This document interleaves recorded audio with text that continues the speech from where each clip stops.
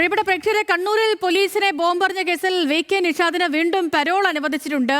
ഇത്തവണ പരോൾ അനുവദിച്ചത് അച്ഛന്റെ ചികിത്സയുടെ ഭാഗമായിട്ടാണ് എന്നാണ് പറയുന്നത്. 5 ദിവസത്തേക്കാണ് പരോൾ. നിഖിൽ വിവരങ്ങളുമായിട്ടുണ്ട്. നിഖിലെ, വീണ്ടും പരോൾ. കോടതിയിൽ നിന്നാണ് വി.കെ. നിഷാദ് പരോൾ നേടിയെടുത്തിരിക്കുന്നത്. കണ്ണൂർ സെൻട്രൽ ജയിൽ സൂപ്രണ്ടിനെ പരോൾ ആവശ്യപ്പെട്ട് സമീപിച്ചിരുന്നെങ്കിലും ഈ ആവശ്യം നിരസിക്കുകയായിരുന്നു. ഇതിനെ തുടർന്നാണ് നിഷാദ് ഹൈക്കോടതിയെ സമീപിച്ചത്.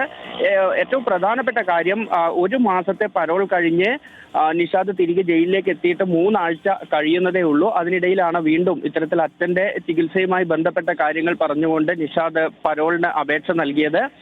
ആദ്യഘട്ടത്തിൽ കണ്ണൂർ സെൻട്രൽ ജയിൽ സൂപ്രണ്ടിന് പരോൾ അപേക്ഷ നൽകിയിരുന്നെങ്കിലും അത് നിരസിച്ചതിനെ തുടർന്ന് കോടതിയെ സമീപിക്കുകയായിരുന്നു.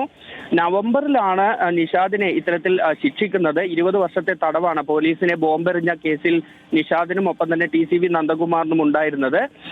ഇവർ രണ്ടുപേരും ഇപ്പോൾ പുറത്താണ്. ഈ നിഷാദ് വീണ്ടും പരോളിൽ പുറത്തിറങ്ങുന്നതോടുകൂടി ഈ 2 പേരും പുറത്തിറങ്ങുന്ന ഒരു സാഹചര്യം കൂടി ഉണ്ടാവും.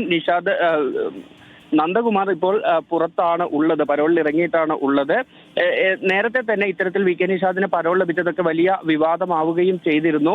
1 മാസത്തെ പരോളാണ് കഴിഞ്ഞ തവണ നിഷാദിന് ലഭിച്ചിട്ടുണ്ടായിരുന്നത്. അതിനുശേഷം ഇപ്പോൾ വീണ്ടും 5 ദിവസത്തെ പരോൾ ലഭിക്കുന്നു.